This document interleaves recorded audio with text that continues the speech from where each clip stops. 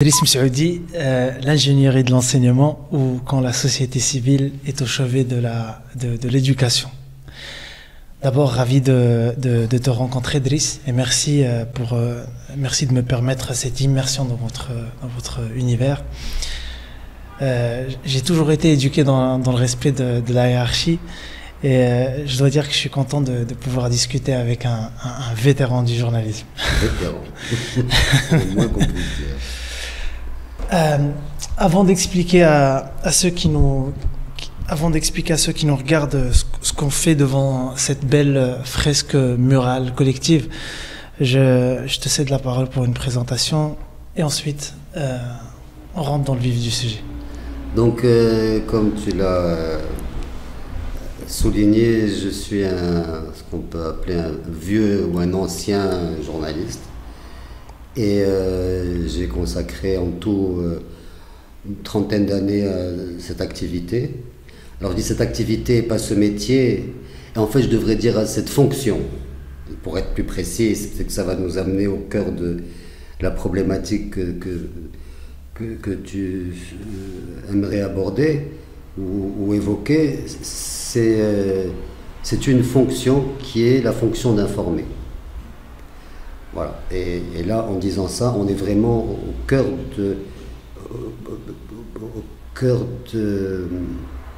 du métier. On est au cœur du métier. Alors, le journalisme, pour moi, ça a été avant tout et essentiellement de contribuer à une fonction publique. À une fonction de gouvernance. Et tout simplement parce que le jour où j'ai reçu ma première carte de presse, à l'époque j'étais à la Vie économique, je ne sais pas si on peut citer. Bien sûr. Donc j'en profite pour rendre hommage au fondateur de la Vie économique, M. Marcel Herzog, qui a été un maître, un mellem, je vais le dire en marocain, un mellem sna. Et donc ma première carte de presse, quand je l'ai reçue, j'ai vu marqué dessus Royaume du Maroc, ministère de la Communication. Et donc j'ai compris que j'étais devenu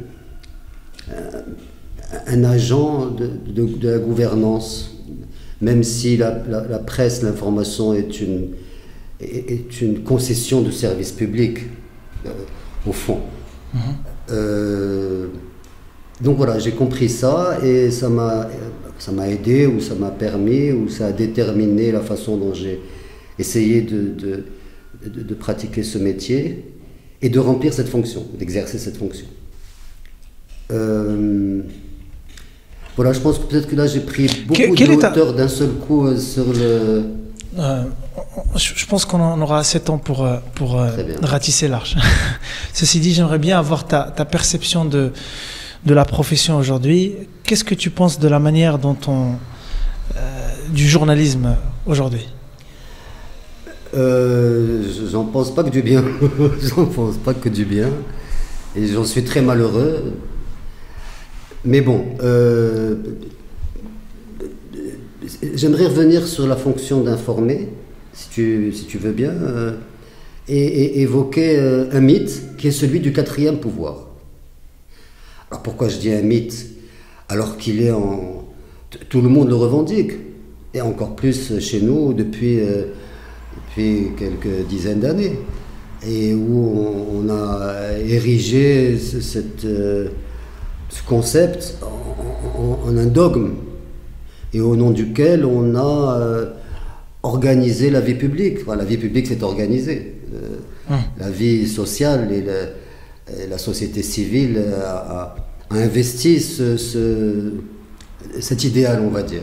Elle l'a accaparé, et déjà qu'à l'époque, au départ, je ne suis pas adepte de cette théorie. Pour moi, la séparation des pouvoirs, ça se borne aux trois ordres déterminés par la pensée de Montesquieu notamment, qui l'a formalisé. Le pouvoir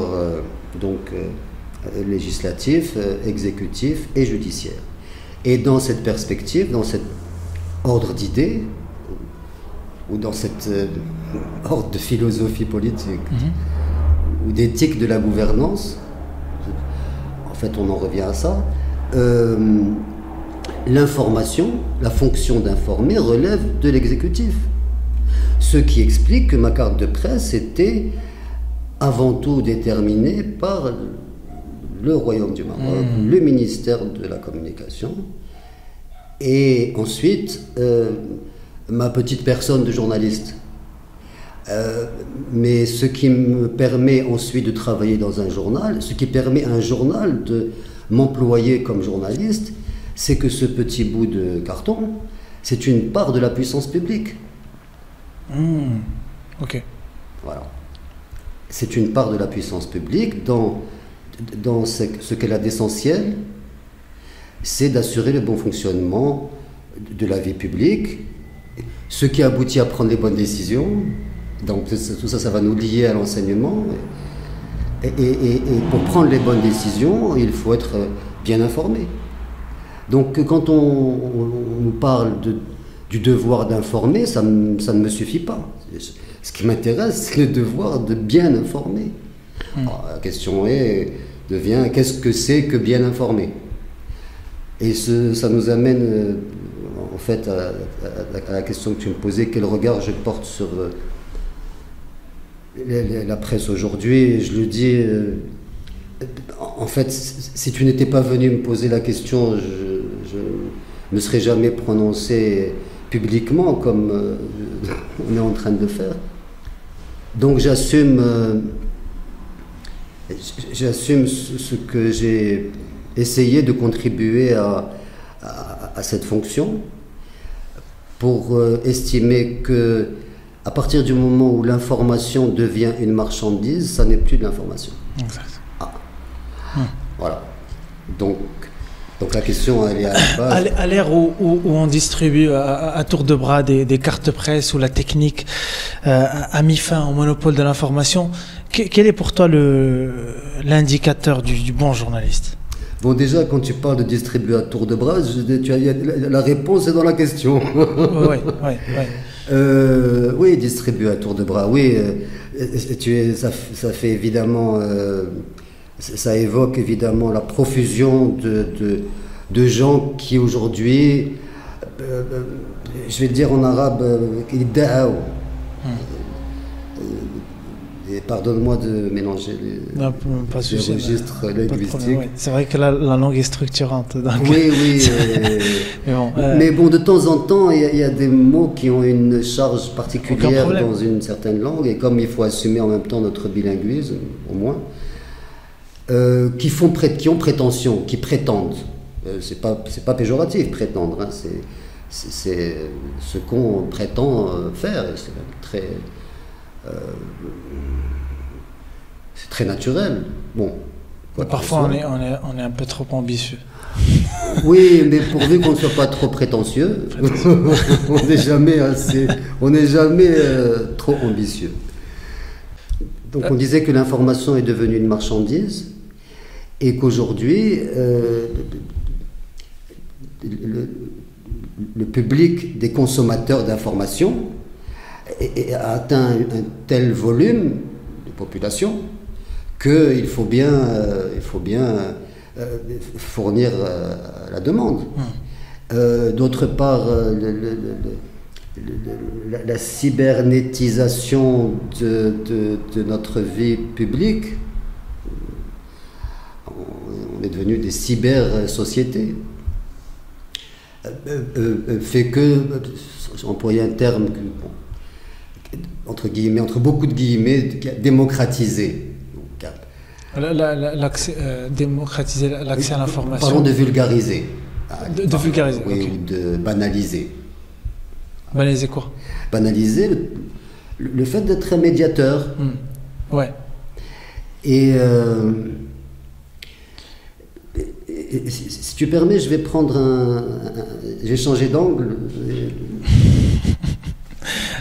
Et j'en profite pour saluer la pertinence malicieuse de ton...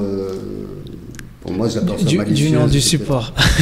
En tout cas, c'est vrai que l'angle, c'est la première chose qu'on nous apprend dans le journalisme, c'est quel est ton angle d'attaque, sachant qu'un sujet ou une problématique, ou même un événement ou un fait peut être perçu donc revenons à l'angle.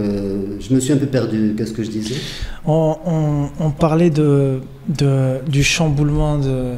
Oui, donc on parlait de la cyber-citoyenneté qui faisait que aujourd'hui, j'allais dire n'importe qui suffisamment conscient, impliqué, volontaire, voulant agir et théoriquement dans l'intérêt de la collectivité, peut prétendre exercer cette fonction avec des moyens effectivement très puissants.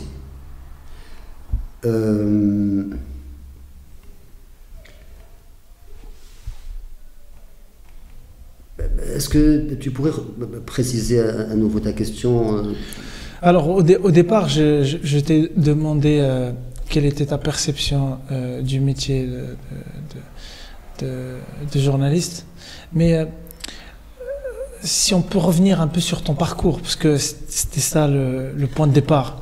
D'accord. Et c'est une grosse digression là qu'on est en train de faire. Mais si on revient sur votre parcours, donc en fait tu décides au bout de 30 années de service. Non, ça s'est pas passé comme ça, non. C'est pas un matin on se lève et on dit non. Pourquoi tu décides de tourner le dos au journalisme? C'est un métier ingrat, Oui, c'est un métier très ingrat. Mais il faut revenir à ce que je plaçais comme cadre, qui est celui d'une fonction de gouvernance. Et c'est très ingrat parce qu'il faut se pénétrer de cette valeur. Et donc, il faut faire l'effort de résister à beaucoup de choses. Il faut faire l'effort, il faut s'efforcer de rester dans la rigueur de cette éthique qui est de servir, je comprends. De servir les gens en les informant. C'est un métier ingrat parce que c'est un espace de rapport de force et de conflit d'intérêts et de lutte d'influence. Et en même temps, tout ça. Il y a plein de tentations, le journaliste a plein de tentations. Oui, mais pourquoi? C'est parce que le journalisme est devenu marchandise. L'information, bien sûr, c'est devenu une marchandise. Aujourd'hui, on paye pour lire des journaux. Et quand la presse gratuite nous fait croire nous prétend que c'est gratuit, en fait, non, elle se paye de nous. Donc forcément, quelque part, il y a quelqu'un qui paye. Ouais. Il y a quelqu'un qui encaisse. Bon, mais sans être dans le sordide de cette dimension marchande, pourquoi c'est ingrat? Foncièrement, parce qu'il faut se dévouer. Voilà, il faut se dévouer, et il y a une part d'abnégation qui est très forte. Alors maintenant, quand vous avez... J'ai suivi une de tes émissions sur la problématique libérale, sur la fascination par le mythe du libéralisme. Avec le professeur Srari, je crois que c'est toi qui avais posé le problème dans ces termes. C'est difficile d'échapper à cette fascination et d'échapper à ce que ça procure aussi, surtout comme confort de vie. La 16, ça a encore un sens aujourd'hui? La 16 des fonctionnaires qui se payent du sentiment d'accomplir un devoir et qui ne se payent surtout pas d'autre chose. Est-ce que ça a encore un sens aujourd'hui? Ça devrait retrouver un sens dans l'information. C'est un vœu pieux et Donc tu as compris en gros que... Bon, j'ai pas répondu à ta question, comment on quitte le journalisme? Pourquoi toi tu décides Voilà, en fait pourquoi. D'abord parce que je suis arrivé au maximum de ce que je pouvais espérer faire dans ce métier. Et même, bon, quand j'étais enfant et petit garçon et que je rêvais d'être soit écrivain, soit journaliste en tout cas. Et après c'est devenu le journalisme, qui est devenu ma vocation. Et j'ai obtenu ce dont je ne rêvais même pas. Et si, pour le dire concrètement, et je vais en profiter pour rendre hommage à M. Abdullah Chenko, qui a fondé le Canard Libéré, oui. Et qui m'a appelé pour que je vienne l'aider. Et ça a été une magnifique aventure, sachant tout ce que le mythe du canard enchaîné représentait au Maroc. Et d'ailleurs, peut-être que c'est une question que j'avais discuté avec des journalistes à l'époque où le canard a été lancé. On m'a dit, mais c'est impossible de faire un journal de caricature au Maroc. Oui, pourquoi? Parce que tous ceux qui ont fait de la caricature au Maroc l'ont fait, on fait du journalisme de caricature, je pense à Akhbar Souk, le fameux mythologique, parce que, et aujourd'hui, bon, c'est parce que la presse a toujours été instrumentalisée contre l'État, avec tous ses moyens, y compris la caricature.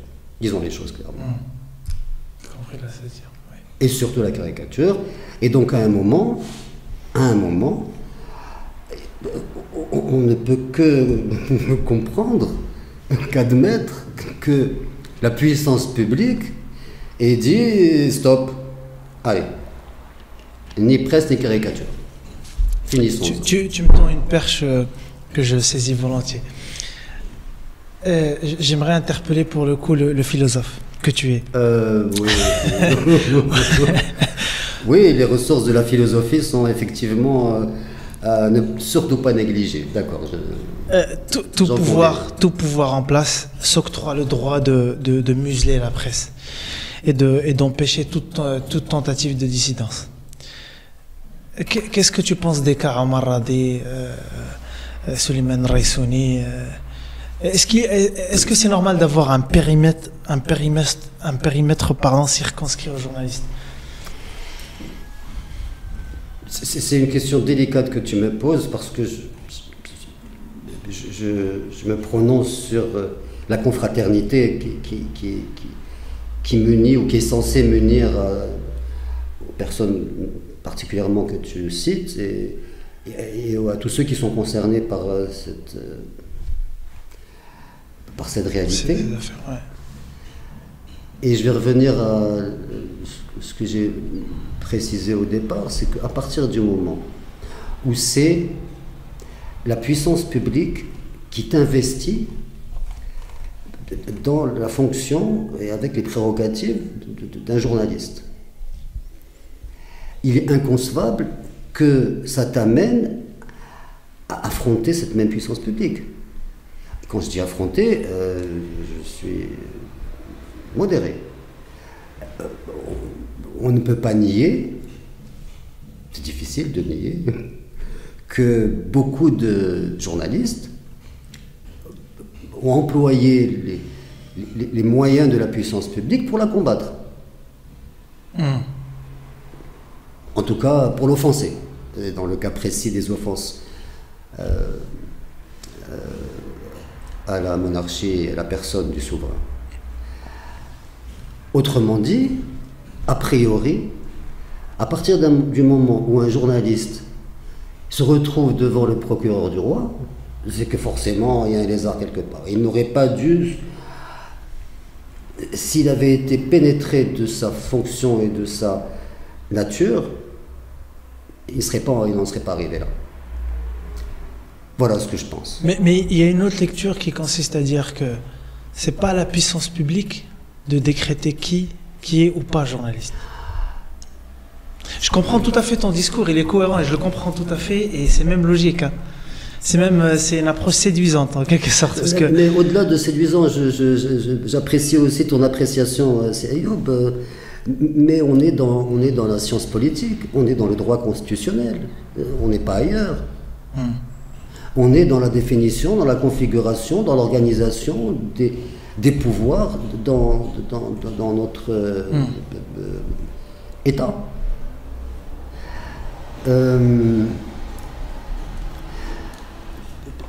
Je vais prendre un exemple très concret et en fait j'en avais parlé avec le concerné.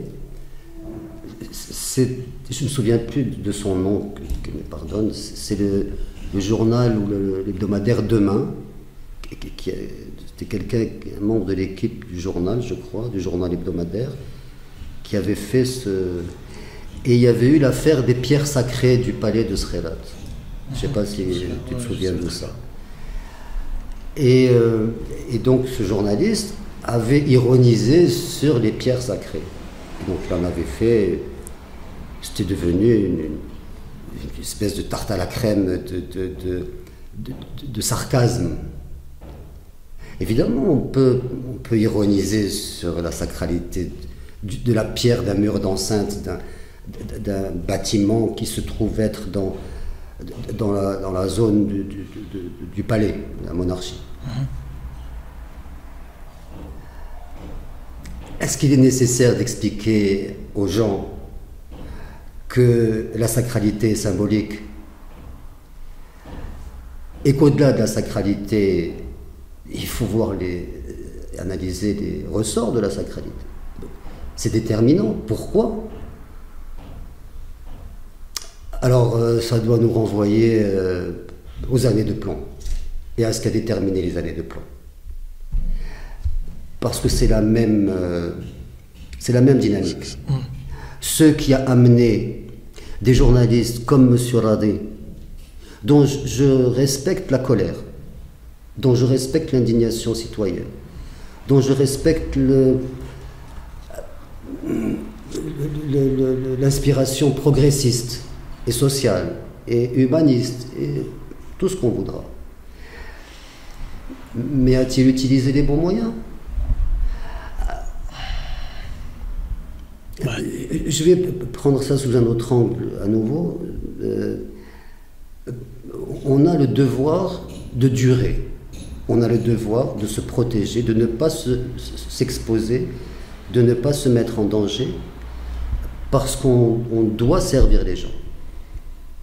On doit servir les gens et donc on doit s'abstenir de tout ce qui pourrait nous mettre en danger, nous en tant que, je vais me mettre entre beaucoup de guillemets, fonctionnaires de l'information. Alors ça va faire hurler beaucoup de gens, beaucoup de confrères, qui d'ailleurs... Donc on risque de ne pas prendre de risques, quitte à ne pas prendre de risques. Non, c'est pas une question de ne pas prendre de risques. En fait, non. Moi, la prise de risque, c'est quelque chose qui me séduit pas. Les risques doivent être calculés au plus juste et toute stratégie doit aboutir à minimiser les risques, à garantir l'efficacité de la démarche. On n'a pas le droit de prendre des risques.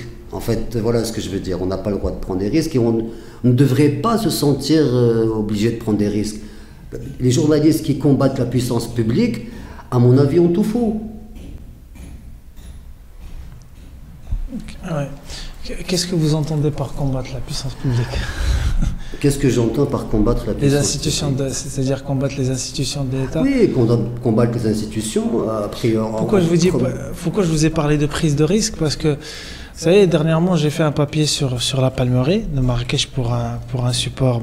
Que j'ai salué et dont j'ai apprécié merci. Il s'agissait juste de faire le constat de l'état de la palmeraie en 2022. Je t'interromps, Ayoub, mais j'allais dire dont j'ai apprécié le courage. Et au moment de dire courage, je me suis retrouvé dans la zone de la prise de risque. Exact. Pourquoi je vous dis ça? Parce que moi, chaque fois quand je fais des papiers où j'ose en quelque sorte exposer des dysfonctionnements, on va dire, parce que si la Palmeraie se retrouve dans un tel état, c'est parce que c'est un cumul c'est un cumul de dysfonctionnements. Il se trouve donc que les la gens ils me Palmeraie disent, me tient beaucoup à cœur personnellement. moi Et aussi, je suis très désolé de ce que j'ai découvert dans ton reportage, qui n'a fait que confirmer ce que j'ai vu se profiler. Et d'ailleurs, j'en profite pour dire que le jour où j'ai vu le clip de monsieur, ce chanteur là, scandaleux, son fameux clip tourné dans la Palmeraie de Marrakech. Saad El-Mojarrad, c'est Voilà, ce monsieur. Le jour où j'ai vu son clip, je crois que ça te fait sourire. Je sais pas ce que tu vas sortir, mais moi. Non, le jour où j'ai vu son clip, bon, déjà musicalement, c'est une abomination, mais bon.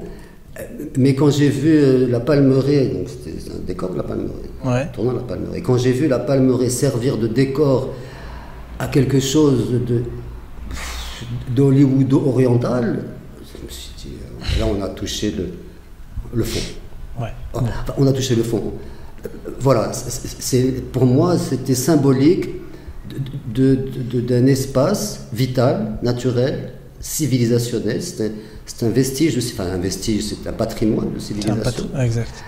Qui est devenu le décor d'une espèce de spectacle, bon, je ne vais pas qualifier davantage. Voilà, c'était pour dire que la problématique de la Palmeraie, est-ce que c'est un décor cinématographique, ça fait, ou un décor immobilier années. Un décor immobilier. Est-ce que c'est un décor de promotion immobilière? Oui, ça l'a été. Voilà. Et aujourd'hui, c'est plus une attraction touristique. C'est depuis qu'il n'y a plus d'eau. Parce que, bon, ça, on en a parlé avec Hicham qui est un excellent journaliste qui fait souvent des reportages sur les oasis, etc. Et donc, la Palmeraie, voilà, elle dépend beaucoup d'eau, dépend beaucoup de l'accès à la nappe, etc.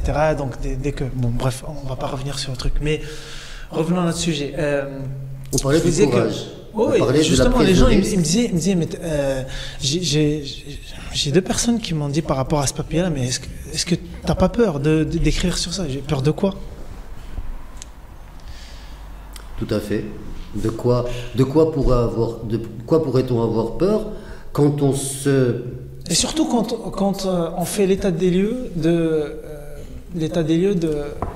la dégradation finale de la chose. C'est même pas on est précurseur, on est en train de... Je vais prendre un exemple qui va pas non plus beaucoup faire plaisir à certaines personnes que je ne nommerai pas. Parce qu'en fait, on est au-delà des personnes, on est vraiment dans la fonction. Et aujourd'hui, il est temps de rétablir la fonction. Par-delà les faux semblants de la démocratie. Et par-delà les faux semblants de la démocratie. Je sais pas ce que c'est, moi, en tout cas, la démocratie. Bon, bref. On est deux. À part ces modèles mythologiques. Sur papier.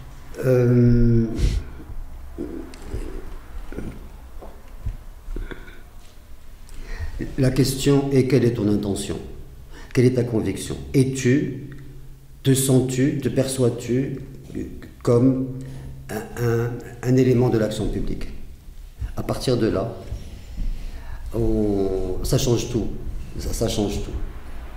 Et on ne peut même plus concevoir d'aller voir un journaliste ou un médiateur, de lui dire pourquoi tu as dit ça, pourquoi tu as fait ça. Maintenant, quand la presse, et là encore, je vais le citer, c'est le magazine tel quel, quand le magazine tel quel vient me mettre en avec une fracassante, les cabinets conseils sont partout, ben, j'aurais aimé que quand les cabinets conseils ont commencé à être partout, que tel quel, et tirer la sonnette d'alarme, Bah, c'est un peu la même chose avec l'article que j'ai écrit. Je ne l'ai pas écrit en 2000 ou en 2010. Je l'ai écrit en 2022. C'est un peu trop tard, si vous voulez. Tu peux me reprocher ça aussi. Non, c'était pas pour te faire ce reproche. Non, c'était pas pour te faire ce reproche. C'était pas non plus pour faire à tel quel ce reproche, parce que j'en ai d'autres à faire à ce modèle d'information. Ce que je veux dire, c'est que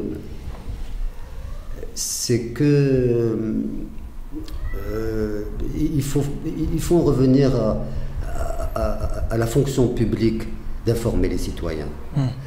Et à ce moment-là, quand ce sera intégré, pour peu que ce soit intégré dans une dynamique de gouvernance citoyenne, plus aucun journaliste ne se retrouvera devant un procureur du roi. Quand on aura déconnecté la fonction d'informer des rapports de force de pouvoir, sachant que dans la tradition française, issue de la Révolution française, on a une gauche, une droite, un centre, tous ces partis qui, depuis l'indépendance, ont accaparé un tiers, en gros, on va dire, de la fonction d'informer, des moyens d'information. Il y a eu la presse partisane, catastrophique. Après, on a eu la presse privée. Le mythe libéral lui doit beaucoup. L'adhésion au mythe libéral lui doit beaucoup. Ouais. On a eu une presse consumériste qui s'est habillée d'un tas de vertus citoyennes, humanistes, mais c'était juste des relais du consumérisme. Et aujourd'hui, on a une corporation qui a conquis son indépendance vis-à-vis des pouvoirs publics. Je vais, tant qu'à faire, allons-y nettement. Je n'ai rien contre un ministère de l'information en tant que fonction de gouvernance. Mais comment tu peux garantir l'indépendance d'un... Fonction de gouvernance. Je vais te répondre par un flashback. Pourquoi en est-on arrivé à diaboliser le ministère de l'Information? La notion même de ministère de l'Information. Ça a commencé en France. Enfin, ça a commencé en France. Disons qu'en France, il y a eu la levée de bouclier contre l'ORTF, l'Office de la radio-télévision française, qui était la voix de l'État. C'était le général de Gaulle avec tout l'appareil de la Ve République, de la République monarchique gaulienne. Au Maroc, on a eu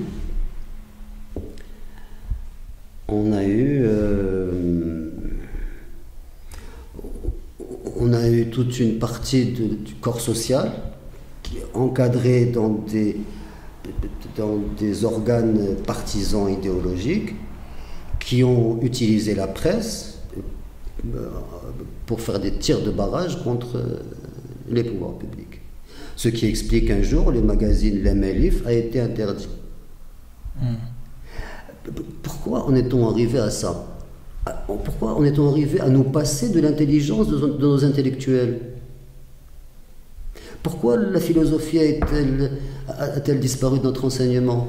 Si la philosophie n'avait pas été utilisée comme une arme contre le pouvoir, contre l'État, contre la puissance publique. Quand vous avez un enfant qui joue avec un couteau au risque de se blesser, de blesser tout le monde, surtout s'il est en colère, première chose à faire, vous lui enlevez le couteau des mains déjà. Bon, alors, c'est tout. Alors aujourd'hui, je connais le mythe de la pleurniche. Mais on est bien marocain. Le proverbe qui dit que Drabni Obka, Sabakni Ushka, c'est très marocain. Voilà un faux semblant. Magnifique faux semblant. Donc on en revient à ça. Si le quatrième pouvoir n'avait pas été Déjà, c'est un concept qui relève de la philosophie politique américaine, nord-américaine. C'est les pères fondateurs de la République américaine qui ont installé ça parce qu'ils voulaient se protéger de l'autoritarisme, absolutisme monarchique dont ils ont trop souffert, celui de la couronne anglaise. Et donc ils ont verrouillé un système où la Constitution américaine commence par « we the people », nous le peuple. C'est le peuple qui fonde l'État. C'est ce qui fait la particularité, une des particularités essentielles du système américain. Et il y a des gens comme Benjamin Franklin, donc parmi les pères fondateurs, qui ont forgé le concept, ce qui est devenu plus tard le cinquième pouvoir, c'est-à-dire celui des individus libres au sein de la machine asservie. Du citoyen libre foncièrement parce que c'est lui qui a fondé l'État. Tandis que le quatrième pouvoir, qui était justement censé incarner ou institutionnaliser cette autorité supérieure du peuple sur l'État, c'est devenu la presse, magnifique dans la mythologie, hein, magnifique incarnation, magnifique institutionnalisation. Sauf qu'à la fin de la Deuxième Guerre mondiale, on s'est rendu compte que les phénomènes de concentration industrielle et financière ont fait que les journaux, les organes de presse sont devenus des instruments ou des rouages des puissances financières et industrielles, et on s'est dit « Ah, il y a un problème ». Et donc le concept de cinquième pouvoir a émergé, et on est revenu à l'individu dans la culture américaine, la culture politique américaine. Bon, j'ai un peu schématisé, que mes maîtres de sciences politiques me pardonnent si j'ai un peu trop schématisé, mais alors revenons à nous. On a pris le quatrième pouvoir et on a des journalistes qui disent « moi je combats l'État », mais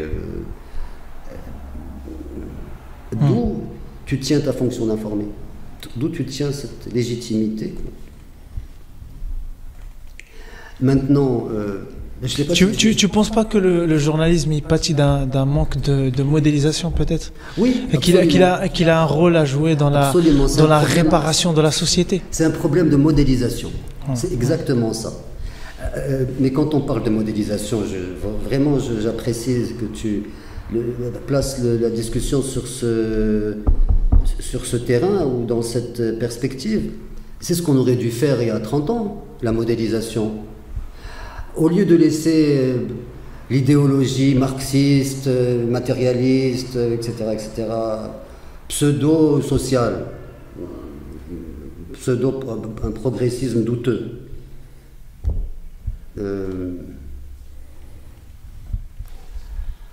Si on avait modélisé la fonction marzanienne, ce mot a été suffisamment tartiné, péjorativisé, c'est devenu une insulte. Mais il aurait fallu modéliser cette fonction-là, cet ordre-là. Ça n'a pas été fait, malheureusement. Mais à partir du moment où tu acceptes le libéralisme comme régime économique dans ton pays, c'est un peu paradoxal que de vouloir marzaniser la fonction, veut dire le journalisme, la profession. Bon, marzaniser doit vraiment... oui, non, je veux dire dans le sens... Tout à l'heure, tu parlais de fonction publique. Dans l'imaginaire collectif de cette... Tu peux pas ouvrir, tu peux pas transformer le Maroc en une économie de marché et t'attendre à ce qu'il n'y ait pas d'ONG qui viennent te demander plus de liberté, plus de machin et de voilà. Donc, je veux dire, à un moment donné, il faut être cohérent, quoi. Oui, sauf que... Ou alors il faut choisir peut-être, il faut opter pour l'illibéralisme comme régime économique. L'illibéralisme séduit plutôt, pour ce que j'ai cru en comprendre. Mais au-delà des étiquettes ou des constructions idéologiques ou de modélisation, sauf que pour la modélisation c'est très concret. Quand je dis que je précise juste que ça va être un élément de réponse à ce que tu viens d'évoquer maintenant.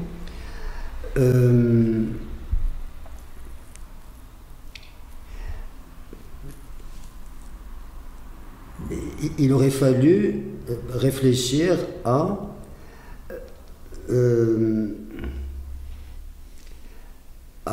organiser la répartition des richesses, parce que c'est la clé de toute philosophie politique. En fait, on en arrive à ça. L'économie est avant tout politique, ou la politique est avant tout économique. Tout ça, c'est pour en arriver à organiser la répartition des richesses, la production des richesses et leur répartition. Il y a une production de richesse qui est colossale aujourd'hui, c'est celle qui correspond à l'ordre de la marchandise, quelle qu'elle soit. Donc les producteurs et les relayeurs et les partenaires de cette comment est-ce qu'on va l'appeler, de ce pan de l'activité nationale.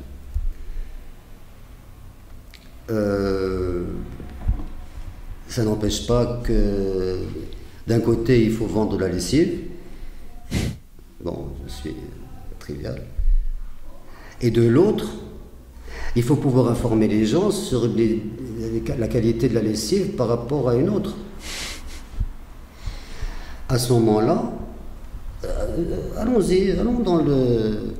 organisons le marché et informons les consommateurs. Cessons de les considérer comme des citoyens. Allons-y gaiement. Mais comme consommateurs, il faut un minimum de considération. Qui garantit l'indépendance de que choisir? Et la question. Ça devrait être la puissance publique, qui est la seule à pouvoir garantir. On n'est plus dans l'incohérence là. Même dans un système qui est entièrement fondé par le consumérisme, il est nécessaire d'instaurer une autorité qui soit au-dessus des enjeux économiques. C'est un special combo, c'est un mélange. Ouais. Bon, je pense que... et donc, avant d'expliquer aux gens ce qu'on fait, voilà, qu'est-ce qu'on fait ici devant cette belle fresque murale, ouais, justement. Donc, tu décides donc de tourner la page du journalisme. En fait, ouais. Ça se passe comment? Voilà, ça se passe comme ça. On va revenir, si tu permets, à une réflexion, parce que ça fait partie de ma démarche. Je pourrais ne pas l'évoquer, mais peut-être que ce serait moins cohérent. C'est vrai que le journalisme mène à tout à condition d'en sortir. Et de ce point de vue, je crois que ce que j'ai réussi en tant que journaliste, c'est de ne plus l'être. J'ai réussi à ne plus l'être. Pas évident. Alors voilà, pendant tout le temps où j'ai fait ce métier, j'ai reçu beaucoup de leçons de modestie et d'humilité de la part de lecteurs qui m'ont dit, en gros, n'oublie jamais qu'on existe. Qui nous? C'est des gens, comme on dit en marocain, je vais utiliser cette expression, tchofou tagro, mais surtout pas, il ne faut surtout pas le faire. Et donc j'ai rencontré des gens qui m'ont dit, nous on veut du miel. Ah, on veut du miel. Déjà.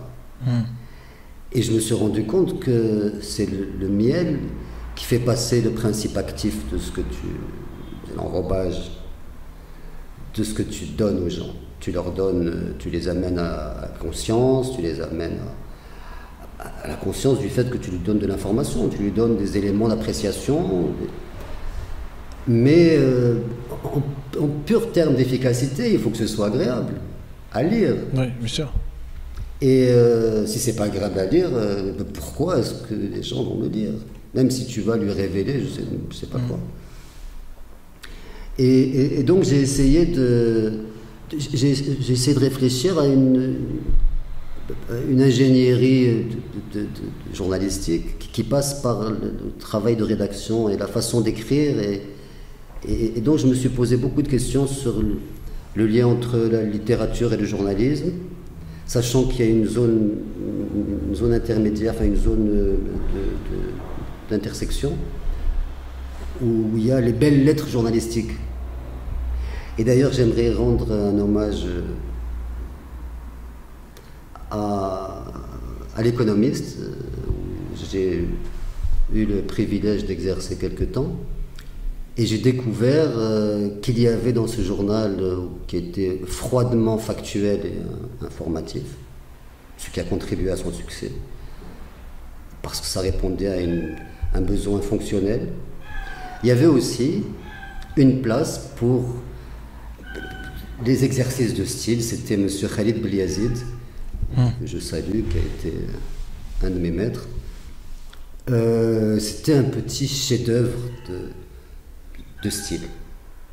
Voilà. Alors comment le journalisme a-t-il amené à ces magnifiques dessins qui pourraient n'être bien sûr que des dessins d'enfants, mais qui ont une valeur particulière et une valeur artistique et aussi une valeur, on va dire, pédagogique et sociale. Qu'est-ce qui m'a amené à travailler avec les enfants? C'est au départ un projet, et ce qui m'a encouragé à quitter la presse, c'est qu'en fait je continuerai à faire le même travail, à donner, à lire, à arroser les esprits. Et mon projet a été de faire de l'édition et de publier des livres pour enfants. Alors j'ai commencé à chercher des partenaires et bon, dans l'édition j'en ai pas trouvé. Et j'ai changé mon fusil d'épaule et je me suis dit, je vais en faire une activité associative et d'animation sociale et culturelle. Et donc de fil en aiguille, j'ai monté un atelier où j'apprenais aux enfants à faire des livres, à raconter l'histoire, à la rédiger, à l'illustrer et à fabriquer le livre de leurs propres mains, quasiment. Et en fait, c'est devenu se servir du livre, de la littérature et du récit. Mais les enfants que j'encadrais, c'était raconter des histoires avec des dessins et du texte. Et donc de fil en aiguille, ce programme a réussi. On a pu finalement, avec une association que j'ai cofondée ici à Kenitra, on a pu toucher 300-400 enfants qui ont bénéficié de ce programme, où on leur apprend à raconter une histoire, à fabriquer le livre. Et à l'origine de ça, la stratégie, c'était quel meilleur moyen d'encourager les enfants à lire que de les encourager à faire leur propre livre. Une fois qu'il a écrit lui-même son livre, où il raconte l'histoire qu'il veut, match de football avec ses copains, ou ce qu'il veut, partie de pêche avec son père, enfin, ce qu'il veut, c'est son discours, c'est son livre. Et à la fin, il va le montrer à son copain, et la fierté d'avoir fait ça, c'est un des ressorts qui vont donner le goût de la lecture et le goût du livre. Quand tu dis livre, c'est-à-dire c'est un petit fascicule? Oui, c'est des petits fascicules qui sont quelque part, ouais. qui sont confectionnés à partir d'une feuille A4 et avec le mode de pliage. D'accord, ok. On arrive à un petit livre format carte de visite de 16 pages.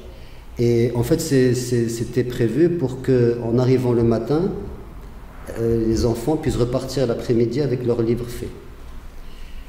Bon, ça a été ma première. Et à partir de là, les parents des enfants en question m'ont dit, écoute, puisque tu es aussi compétent pour faire de l'animation, aide-nous à régler un problème essentiel, donne-leur des cours de français. Voilà, j'ai été sollicité à partir de là. D'accord. Et donc, les gens, mes amis, les gens que je connaissais, m'ont confié leurs enfants pour des mises à niveau en français. C'est comme ça que je suis arrivé Au départ, mon projet, c'était de l'animation culturelle et de l'encouragement à la lecture. Et c'est devenu enseigner le français, et c'est devenu répondre à une urgence sociale.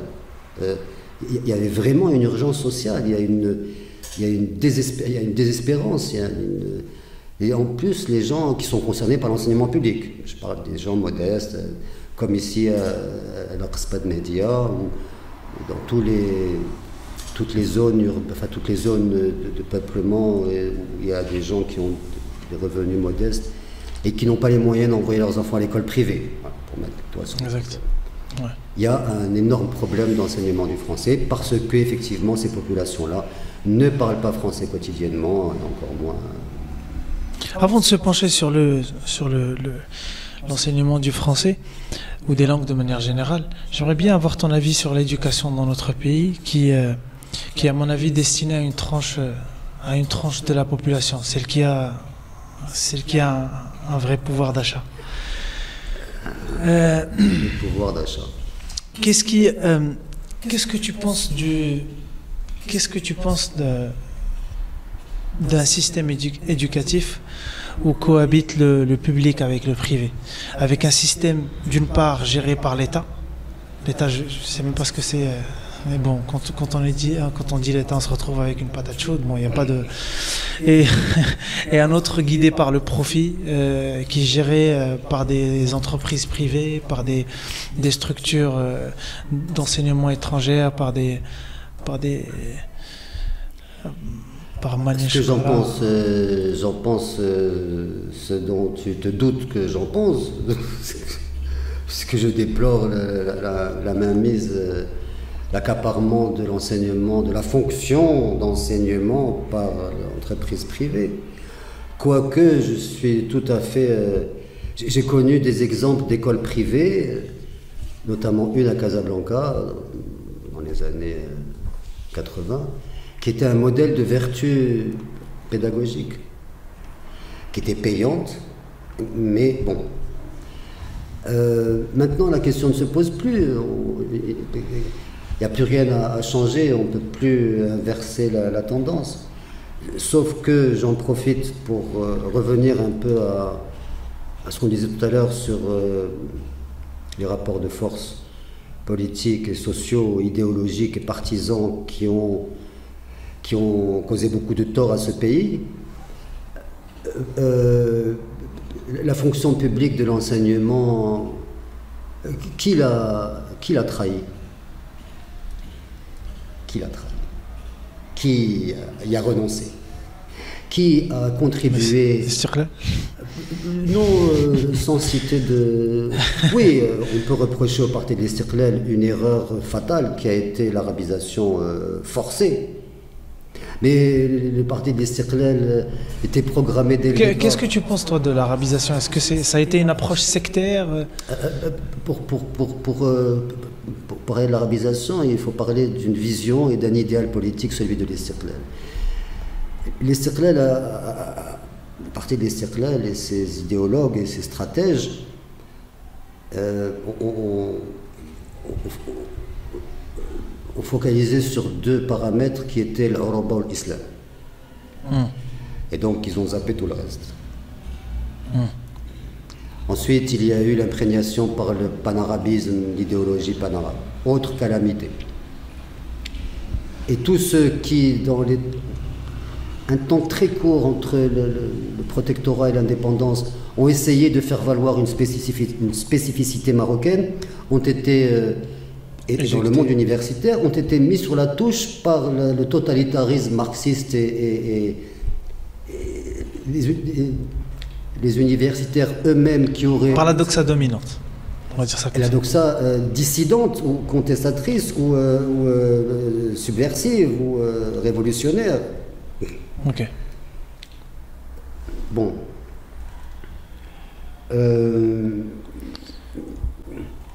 Donc pour résumer un peu ton point de vue. Pour résumer, d'abord, est-ce qu'on peut dire que... Il y a eu des errements idéologiques et des décisions, des caps qui ont été pris sous l'effet d'ordre idéologique. Et ensuite, on a eu... Alors là, cette fois-ci, c'est peut-être du côté de l'USFP qu'il faut aller chercher des responsabilités. Qui a politisé l'école et l'université.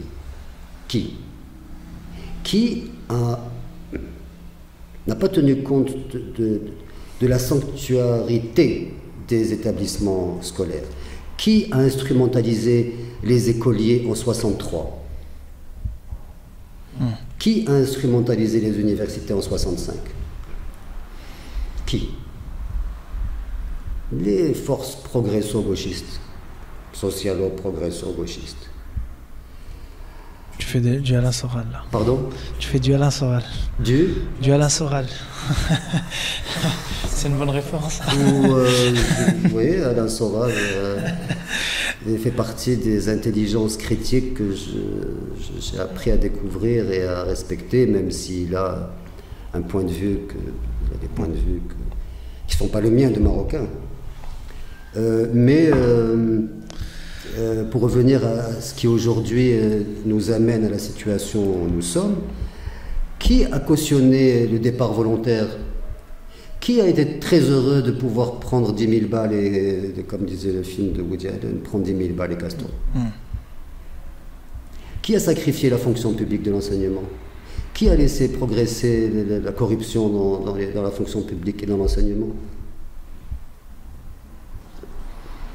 Je suis désolé, je ne vais pas me faire beaucoup d'amis, encore moins chez les SFPistes, mais bon. Et donc, il y a aussi. Et à qui profite le crime? Oui. Le crime. À qui profite la situation? Qui a renoncé à la gratuité de l'enseignement? Foncièrement. Aujourd'hui, la question, elle est où? Elle est que, soyons concrets, aujourd'hui, les familles des écoles publiques se saignent pour des cours de soutien supplémentaires. Ils se saignent. Et je suis témoin de ça. Et la garantie d'efficacité n'y est même pas. Alors, la question aujourd'hui, c'est plus le privé, le public, comment est-ce qu'on en est arrivé là. Si on doit réfléchir à comment on en est arrivé là, je pense que c'est clair. J'ai vu circuler récemment un communiqué du ministère de l'Éducation qui invite à mettre en œuvre une approche concertée, blabla machin, en matière d'éducation et qui impliquera davantage les parties prenantes, la société civile, etc., dans toute la chaîne de l'éducation. Ça va des écoles privées, etc., jusqu'aux cours de soutien. D'accord.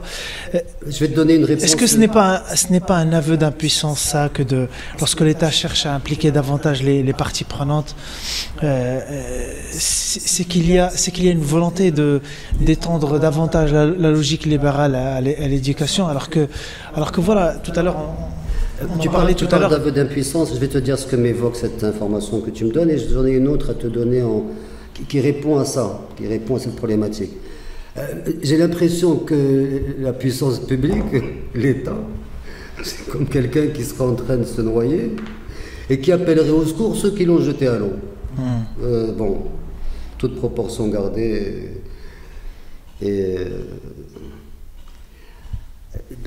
Concrètement, voilà la réalité. Aujourd'hui, je suis en contact avec une association de parents d'élèves d'un établissement public qui sont un peu en but à la mauvaise volonté du directeur d'établissement et qui vit très mal que les familles s'adressent à l'association des parents d'élèves et plus à lui, plus à l'administration de son école. Et en fait, c'est normal, la nature a horreur du vide. Aujourd'hui, la montée en puissance des associations de parents d'élèves correspond à la baisse du niveau des prestations des établissements publics. Moi, de mon point de vue d'assistant, j'ai fait de l'assistance scolaire. Je suis arrivé à faire de l'assistance scolaire. Et ces dessins, entre parenthèses, sont une des méthodologies que j'emploie. C'est-à-dire que pour les amener à construire des phrases cohérentes avec un sujet, un verbe et un complément, il faut passer par le dessin. Et un dessin étant, on raconte une histoire avec un dessin. Donc faire un dessin, c'est déjà construire une histoire dans sa tête, un scénario, Voilà, ça pourrait expliquer rapidement à quoi correspond plus le fait de faire sortir des choses d'enfants qui ne soupçonnaient même pas en être capables, et encore moins leurs parents. Des parents sont venus voir ici les travaux de leurs enfants, et ils ont été émerveillés en disant « C'est ma fille, mon fils qui a fait ça ?» Bon, ça c'est un autre Je te rends compte, c'est incroyable quand même. Oui, tu passes toute une vie avec ton gamin et des fois tu prends même pas le temps de... Non, il ne faut pas culpabiliser les parents. Non, bah, je le fais en aucun cas. Pardon, Pas du tout. C'était juste une petite réflexion, une petite observation. Non, les parents doivent être assistés. Il doit y avoir une fonction d'assistance éducative familiale. Que font les communes? C'est un travail qui relève de l'autorité communale. C'est pas la main-d'œuvre qui manque, les diplômés chômeurs. Maintenant, la vraie question, c'est comment financer les prestations indispensables. Voilà, c'est ça la question. Il n'est plus question de savoir si c'est le privé, le public. Et si on parle de société civile, j'aime pas trop ce concept. Je préfère parler de citoyenneté. Et même le concept d'entreprise citoyenne, pour moi, c'est juste blabla. Par contre, la citoyenneté, oui. Nos enfants, encore plus. La citoyenneté, c'est nos enfants, qui ne sont pas nos enfants, comme disait le poète, mais qui sont l'appel de la vie à la vie elle-même, ou la mémoire poétique n'est pas...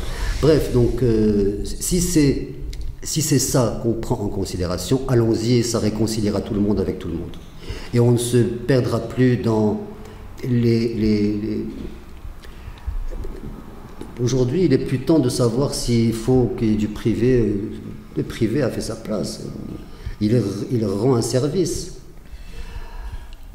Est-ce que la logique de profit du privé peut être amendée, corrigée? Peut-être. Oui, le privé, pour moi, on s'en fout. Parce que les gens qui envoient leurs enfants dans le privé, ils ont les moyens de les envoyer en privé. Moi, je parle du public. Le public, c'est... Parlons du public. Voilà, parce que... D'accord, parlons du public et focalisons sur le public. Et quand l'État fait la promotion, plutôt appelle la société civile ou voilà, des entités externes pour venir en appui à sa propre politique. Le souci de cette approche-là collégiale, c'est que c'est la patate chaude, personne n'est responsable. Alors qu'on pourrait désigner un responsable et se fixer un objectif dans 2-3 ans. Je te propose, c'est Ayoub, qu'on dépasse cette problématique de la patate chaude, parce qu'on a une de patate chaude qui est vraiment chaude, et personne ne sait par où la prendre. C'est l'enseignement du français, qui est en train de devenir quelque chose d'effroyablement élitiste. Et il ne faut surtout pas tomber dans ce piège. Enfin, dans ce piège, dans cette dérive. Tu permets qu'on... Oui, bien sûr. Peu abruptement. Mais qu'est-ce qu'on a aujourd'hui à gagner pardon, je reformule. Qu'est-ce qu'on a aujourd'hui à gagner à enseigner le français? Tu le dis toi-même dans ton blog, d'ailleurs, tu dis le français c'est la langue de Molière et de Driss Raïvi. Et de Driss Raïvi. Oui, non, d'accord. Oui. Mais vu le contexte actuel, vu le problème qu'on a avec récurrent en ce moment avec la France, etc., qu'est-ce qu'on a? Est-ce qu'on n'a pas plutôt plus à gagner en se tournant davantage vers l'anglais, ouais. Ou le chinois, voire le russe? Mandarin, non, c'est un peu l'anglais. Les Chinois, le nombre de gens que je connais qui sont 3 mois par an en Chine pour des affaires, c'est devenu... bon, bref. Ok, ouais. Mais tant qu'à faire. The floor is yours. Donc pourquoi le français? Ouais. C'est même pas une question qu'on peut se poser. Et je vais prendre un angle encore. La question aujourd'hui, c'est il faut trouver une méthodologie d'enseignement du français pour la population qui ne pratique pas cette langue dans son milieu familial et social. Voilà. Aujourd'hui, on a quelque chose qui s'appelle le français langue étrangère. C'est ça l'école, l'approche dominante en matière d'enseignement du français. Et je salue tous les pédagogues et tous les enseignants qui travaillent avec cette méthode, qui donnent des résultats absolument efficaces. Mais la question que je pose, c'est: le français est-il une langue étrangère au Maroc? Le français est-il réellement une langue étrangère? Oui. La réponse est non. Pourquoi? Parce que dans mes classes, les enfants avec qui je travaille emploient un quart au moins de mots français dont ils ne soupçonnent même pas l'origine française. Ils sont persuadés que sonit, c'est un verbe arabe. Sonit, sona, sonina, sona. Moi j'ai pris un exemple caricatural, mais c'est vrai. Le français fait partie de l'identité marocaine le jour où Ahmed Sefraoui a publié La Boîte à merveilles et qu'il a dit aux Français: messieurs, dames, voilà mon identité exprimée dans votre langue. Je comprends. Et même si ce livre a fait le cauchemar de générations de lycéens, je vais dire une chose qui va beaucoup énerver les fans de Proust, mais l'écriture de Sefraoui est aussi Sophistiqué, aussi raffiné, magistrale que l'écriture de Proust, qui est un sommet absolument, c'est un sommet olympien. Ce jour-là, le français est devenu, comme disait Kateb Yassine, nous avons pris les armes de l'ennemi. C'est la rhétorique algérienne de Kateb Yassine, hommage à ce grand homme. Ici, nous n'avons pas su faire ça. Nous n'avons pas su nous approprier cette langue. Merci les Istiklaliens pour votre délire identitaire et idéologique. Merci. Ensuite, nous avons laissé cette langue devenir un facteur d'élitisme social, avec la complicité de ceux-là même qui prétendaient nous libérer, Merci les gens de l'USFP, merci les faux populistes, enfin les faux populaires, les forces populaires. Ça a été la plus grosse arnaque idéologique de ce pays, qui nous a valu l'UNFP et les années de plomb, et l'USFP, et l'enragement dans la subversion et dans la... À quoi bon?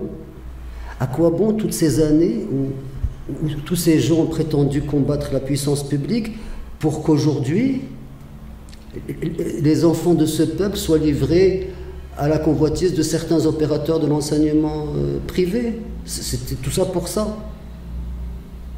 Ils ne seraient pas un peu actionnaires des écoles privées, ceux qui combattaient l'État là, à l'époque? Juste, je me demande. C'est là qu'intervient la méthode Messoudi. Non. Donc toi, ton rôle, en fait, voilà, n'est pas de combattre la crise de l'éducation, mais plutôt de mettre fin à la pauvreté de l'apprentissage, on peut dire ça comme ça. Oui, et de mettre fin encore plus, et ça je revendique vraiment. Je revendique d'avoir apporté une réponse à la détresse des parents. Et c'est pour ça que je t'ai sollicité pour cette interview. Voilà, et c'est un peu de tout ce que j'ai raconté jusqu'à maintenant. Bon, je te remercie, je me suis fait... Pas la peine de me remercier. Ah oui, non, je remercie la fonction d'informer. Oui, voilà. Que tu incarnes dans l'absolu. Désolé pour ce compliment. C'est pas un compliment, c'est une appréciation... Je te remercie. Objectif. Alors non, sérieusement, ouais. je revendique d'avoir répondu à la détresse, avec la détresse des familles qui sont dans le ressentiment, de dire mais pourquoi nos enfants n'ont pas le droit d'apprendre le français efficacement. Alors je reviens à l'histoire du français langue étrangère, donc pour l'évaluation, une appréciation qui est la mienne. Bon, évidemment, on peut en discuter. Mais je crois que le français est plus une langue étrange qu'étrangère. Le français est une langue très complexe. La complexité de ses graphèmes et de ses phonèmes, son orthographe qui est absolument complexité extrême. Mes élèves ne comprennent pas pourquoi il y a 6 façons d'écrire le son et. Disait Oustad Ram Rasach. D'ailleurs, si tu veux, tout à l'heure, je pourrais te montrer un des outils que j'ai avec l'équipe de gens avec qui je travaille. On a mis au point des outils didactiques, des solutions didactiques, notamment pour l'alphabétisation dans le cas précis de la complexité de la langue française. Donc je reviens aux parents. Qu'est-ce qu'ils avaient? Ils avaient Souaya. Ils se saignent pour 0 résultat, parce que ça équivaut dans 99% des cas, les maîtres qui kharjou trej, c'est le langage trej, ils leur font leurs exercices, ça permet aux enfants d'aller à l'école et que le maître fasse comme si c'était le gamin. Du moment que les impressions, les apparences sont sauves, mais les enfants n'apprennent pas le français. Les enfants que je reçois, je leur fais des tests de base, récite l'alphabet. Tu as vu le compte rendu que j'en ai fait sur mon blog, sur le blog. Donc il fallait répondre à la détresse des parents et je prétends avoir mis au point une méthode de mise à niveau en français qui répond à une réalité, c'est que quand l'enfant arrive et que ses parents te l'amènent un peu comme c'est une image un peu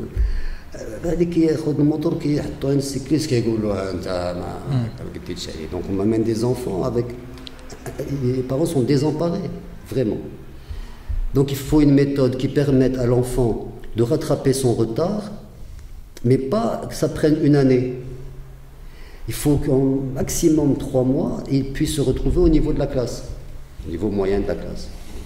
Ou en tout cas au niveau où il doit être en sortant du CP, sachant lire, déchiffrer, écrire, compter. En combien de temps? En 3 mois. 3 mois au maximum. Au maximum. Voilà, donc ma méthode permet... À raison de combien de séances par semaine? À raison de... c'est pas quantitatif, c'est qualitatif. C'est qualitatif. Je ne sais pas si je peux entrer dans les détails de la méthode. Bien sûr. Dans ce cas-là, est-ce que je peux Bien sûr. avoir l'objet qui est là? Voilà, celui-là. Voilà, ça. Merci, Sinabil. Où est-ce qu'il faut le mettre pour qu'il soit visible? Visible ouais, juste ici. Alors, ceci est un abécédaire. Un abécédaire étant le moyen élémentaire d'initiation à l'alphabet. Il faudrait qu'il accepte de sortir de sa boîte. Il faut lui demander gentiment. Oui, s'il te plaît. Sors de ta boîte, voilà, merci beaucoup. J'ai développé un certain sens du théâtre parce que les enfants ont besoin d'être... ils sont très sensibles donc j'ai développé l'art de parler aux objets. Et en même temps il y a beaucoup de choses qui encouragent les enfants à déverrouiller leur imagination, à la libérer totalement de toutes les formes. Donc le principe de cet objet, c'est un abécédaire qui contient... Regardez-la à ce niveau-là, comme ça. Voilà, c'est un abécédaire qui contient l'ensemble des formes graphiques et phonétiques de la langue française, okay. Avec... Donc on a... Regardez-les juste à ce niveau-là. Donc c'est le principe d'un abécédaire, sauf ça, que... c'est les voyelles. Voilà, ça c'est les voyelles, avec bien sûr l'illustration par un objet et par un mot. Mais la langue française, c'est aussi les voyelles accentuées. D'accord. C'est aussi les voyelles accentuées. Même si pour certaines, le niveau de complexité se grandit dans la mesure où le E tréma, par exemple, se prononce soit A, soit et. Et ça encore, c'est des choses qu'il faut intégrer dans l'intelligence des apprenants et leur faire admettre que cette langue est complexe jusque-là. Alors ensuite, il y a ce qu'on peut appeler les voyelles latines, qui sont le E dans l'O et le E dans l'A, avec le fameux ex aequo. Et là, on a autant un mot courant, c'est les œillets, et un mot qui relève de la mythologie, c'est le phénix. Quoi qu'il en soit, le E dans l'eau se prononce soit E, soit E. Ensuite, on a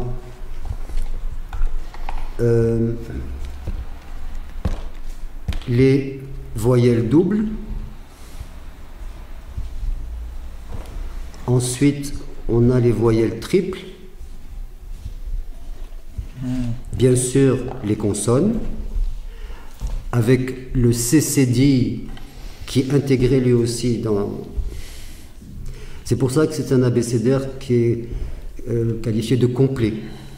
C'est dans ce sens-là, c'est qu'il y a l'intégralité des formes graphiques et phonétiques. Ensuite, les consonnes doubles, etc. Les associations voyelles-consonnes. Ensuite, les trigrammes, pour dire le mot, voyelle, voyelle, consonne. Voyelle, ça c'était ma signature avant ça. Voyelle, voyelle, voyelle, consonne, etc. jusqu'à cette dernière forme. Alors, pourquoi doigt s'écrit avec un GT à la fin? C'est parce que ça vient du latin digit. Et ça, c'est le travail de l'Académie française. Enfin, ça a été le rôle de l'Académie française, c'est pour ça qu'elle a été instituée. C'était pour fixer la forme des mots et signaler leur origine étymologique. Ce qui m'amène à expliquer à mes élèves, alors parler de l'Académie française. D'accord. Alors il y a des gens qui me disent, mais... on s'en fout. Je leur dis oui, parce que l'Académie française a été fondée sous le règne de Louis XIV. Et à l'époque de Louis XIV, au Maroc, il y avait Moulay Ismaïl. Et la Kasbah de Média. Et subitement, ils se retrouvent en télescopage avec leur propre réalité. Et la leçon de ça, c'est qu'il ne faut pas maîtriser les enfants. Il ne faut surtout pas infantiliser les enfants. Et il faut encore moins mépriser leur droit à être cultivé. La culture prend tout son sens ici, mais là, c'est pas, je ne fais pas du militantisme culturel. Je donne les moyens de maîtriser un outil qui est l'outil linguistique. Et tout à l'heure, je parlais du français langue étrangère, mais je pense qu'il serait temps au Maroc, chez nous, de présenter le français comme un outil linguistique de communication. Et c'est peut-être comme ça qu'on arrivera à solutionner un problème. On ne fait qu'en parler, c'est le vœu pieux, c'est le français communication. Mais comment est-ce qu'on peut arriver à la communication si on part du paradigme de l'identité? Donc, changeons de paradigme. Sortons de cette étrangeté ou cette étrangéité de la langue et prenons-la enfin comme un outil linguistique, outil comme un médium, quoi. Et la mécanique linguistique, la mécanique des sons, la mécanique des articulations, la mécanique orthographique, syntaxique, grammaticale. Voilà, changeons de paradigme. Et le problème avec ça, Sidri, c'est que c'est une question de... C'est le gain de temps que tu fais quand tu as une seule langue, quand tu as toutes tes études qui sont structurées autour d'une seule langue, tu gagnes beaucoup de temps. Alors que contrairement aux pays qui adoptent plusieurs langues, Il faut changer d'approche. Si on aborde les langues sous l'angle de l'identité, je vais être très concret. Quand un enfant rentre chez lui dans un milieu populaire marocophone, je parle de l'arabe marocain, arabe marocain, la spécificité que je lui attribue, et que ce petit garçon dit à sa maman « Bonjour maman », parce qu'il a appris à l'école « Bonjour maman ». Qu'est-ce qu'elle va lui répondre, sa mère, dans l'approche identitaire? Elle va lui dire « Allah yamskhaka waldi wa shana smayti Caroline ». Je caricature, mais on n'est pas loin de la vérité. Et pourtant, les Marocains sont connus pour avoir une diaspora et une communauté en Chine, jusqu'en Chine. Donc on est voué à avoir une ouverture aux langues. Ok. Et tu vois ça davantage comme un outil de... Alors que si l'enfant venait dire à sa maman « عرفتي الوليدة غادي نوريك كيفاش تقولي صباح الخير أنا لا بالفرنسية أييه ولدي قريني ». Il faudrait que le français devienne un outil de communication que les enfants s'approprient au point de... Et on ne se posera plus la question, on ne se lamentera plus en disant « Ah oui, mais ces pauvres enfants ne parlent pas français chez eux ». Eh bien, il ne tiendra qu'à eux que désormais on parle français chez eux. Je ne sais pas si j'ai réussi à te faire percevoir l'intérêt de ce changement d'approche. Alors maintenant, peut-être que ça fera de la peine, ou ça vexera, ou je ne sais pas, les tenants du dogme, du temple français langue étrangère. Non, le français n'est pas une langue étrangère au Maroc. Le français est une langue étrange, oui, c'est clair. Une langue étrangère, certainement pas. Certainement pas. Certainement pas. Ou alors qu'on me dise, d'accord, ok, donc en ce cas-là, on n'enseigne plus le français. Monsieur Sferoui, on lui dit, monsieur, merci, au revoir, plaisir de ne plus vous revoir. Tout à l'heure, tu as dit, faut jamais sous-estimer un enfant, un truc du genre. Ouais. Oui, il ne faut pas mépriser l'appétit des enfants. Enfin, l'appétit, ça c'est du lyrisme. Le fait que leur cerveau est en pleine multiplication de ces connexions neuronales. Et plus Qu'est-ce que tu penses de la méthode Montessori qui part aussi du principe que la réforme de l'éducation doit être fondée sur l'enfant? Et bien sûr, sauf que la méthode Montessori, et d'ailleurs, quelle femme admirable que Maria Montessori, et d'ailleurs je rappelle que Madame Montessori a commencé par les enfants en difficulté psychologique. À Rome. Voilà, elle a commencé avec ça. C'était ça, son approche. C'était médical. Elle avait une fonction.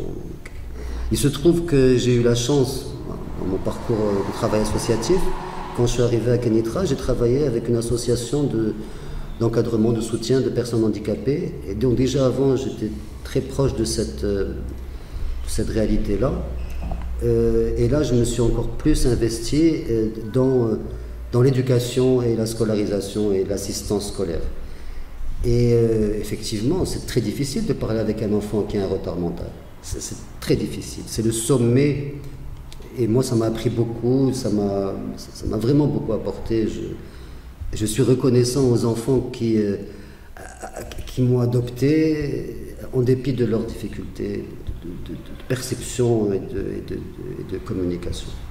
Donc Maria Montessori, c'était au départ ça.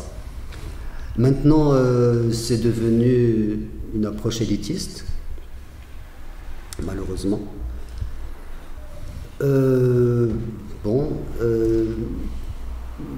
Mais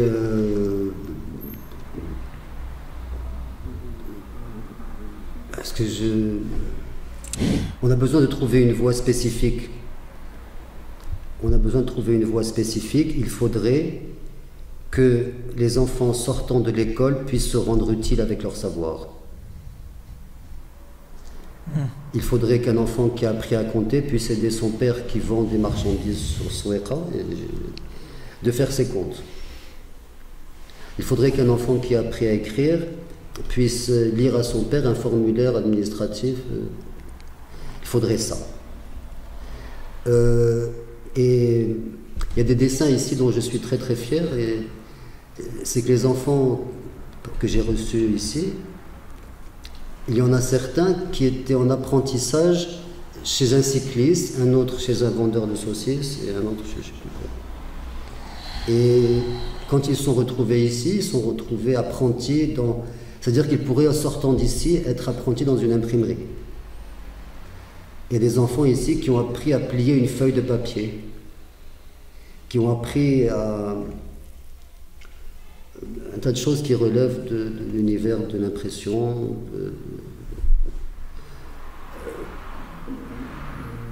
Je ne sais pas si je me suis fait comprendre. Ouais, c'est clair. Voilà, il faudrait que l'enseignement, que l'école, et pour être très concret, très basique, la façon dont je prétends réenseigner le français à des enfants en décrochage, mais c'est plus que du décrochage, c'est qu'ils n'ont jamais accroché.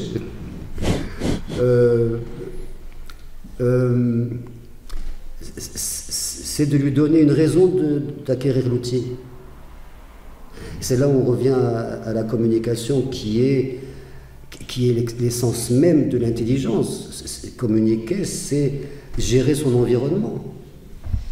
C'est ça, communiquer. C'est se protéger, se mettre à l'abri, créer une zone de force, une zone de puissance, une zone d'intégrité.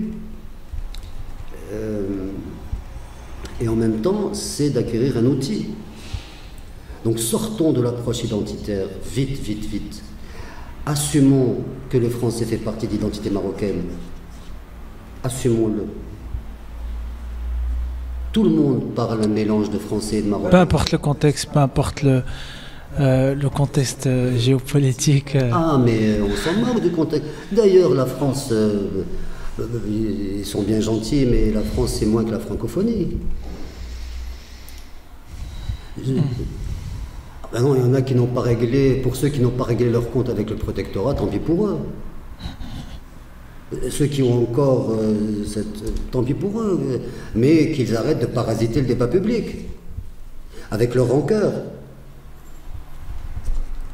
Et pour être très clair sur les rancœurs de ceux qui en veulent encore au protectorat ou à ces stratèges ou à ces profiteurs, anyway. Pardon pour cet anglicisme. Je vais vite revenir à un latinisme pour dire mea culpa. Je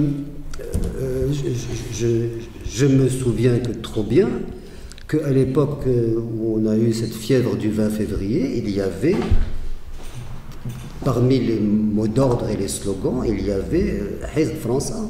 Je l'ai entendu dans le 20 février. Ça veut dire quoi, ça? Il y a encore des irresponsables parmi ces soi-disant progressistes militants de je ne sais pas quel idéal pour faire cet acte de sabotage. Si ce n'est pas du sabotage, qu'on me dise ce que c'est. Donc... on arrive au bout. Pardon? On arrive au bout. On arrive au bout, j'espère que... Quitte à vous faire un peu de pub, j'invite tous ceux qui sont intéressés... ceux qui veulent en savoir un peu plus sur votre méthode pédagogique, d'entrer en contact avec vous. Je mettrai vos coordonnées en description de la vidéo. Et puis, je ne sais pas, un petit mot pour la fin. Pour clore c'est peut-être le plus difficile, c'est le mot de la fin. Je te renverrai bien cette balle, mais je vais essayer de... Merci beaucoup pour cet échange stimulant. Je sais que tu as envie d'ajouter quelque chose. Voilà, j'aimerais ajouter quelque chose. En fait, je suis très heureux qu'on soit devant ce mur parce que je ne revendique que d'avoir été l'artisan de quelque chose qui est là, qui ne demande qu'à être... c'est les enfants et et les trésors de leur intelligence, de leur potentiel. Maintenant, pour être très concret,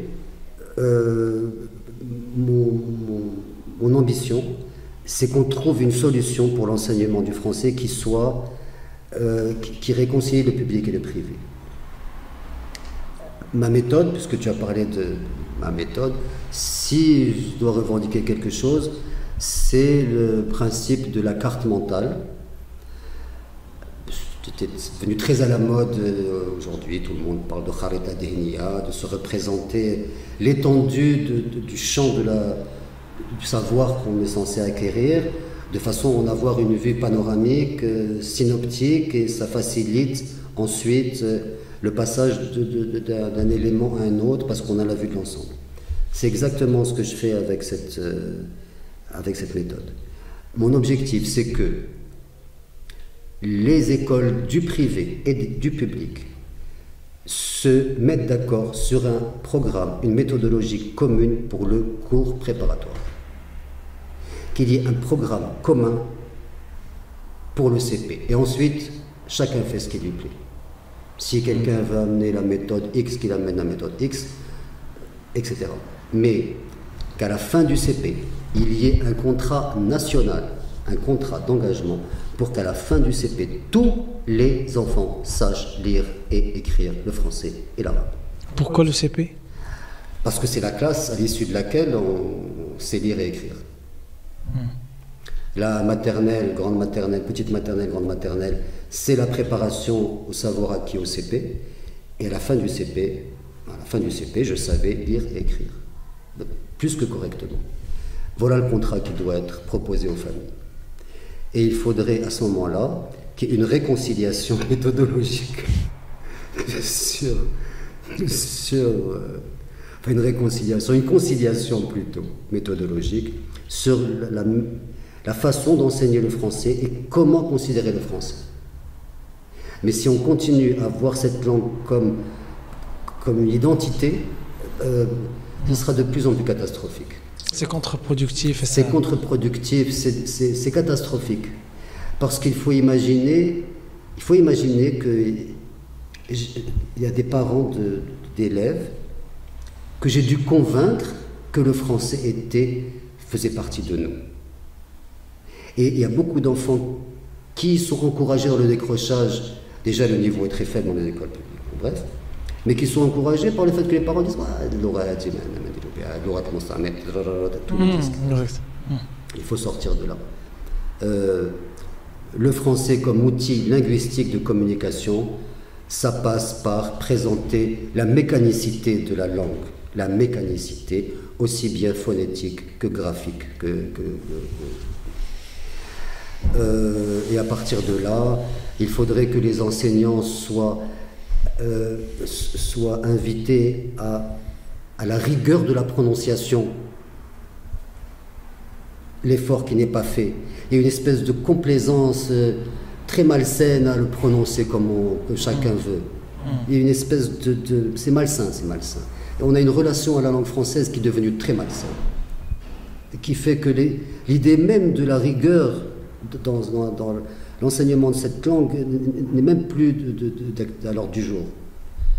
Voilà ma proposition concrète pour contribuer à en finir avec la double vitesse. Ouais, d'accord. Merci infiniment. Merci Cédric. Merci beaucoup. Et je te souhaite une très très belle poursuite de ton... Merci. Bonne continuation à vous aussi. De ta fonction d'informer les citoyens comme tu le fais. J'ai pas été trop complimenteur.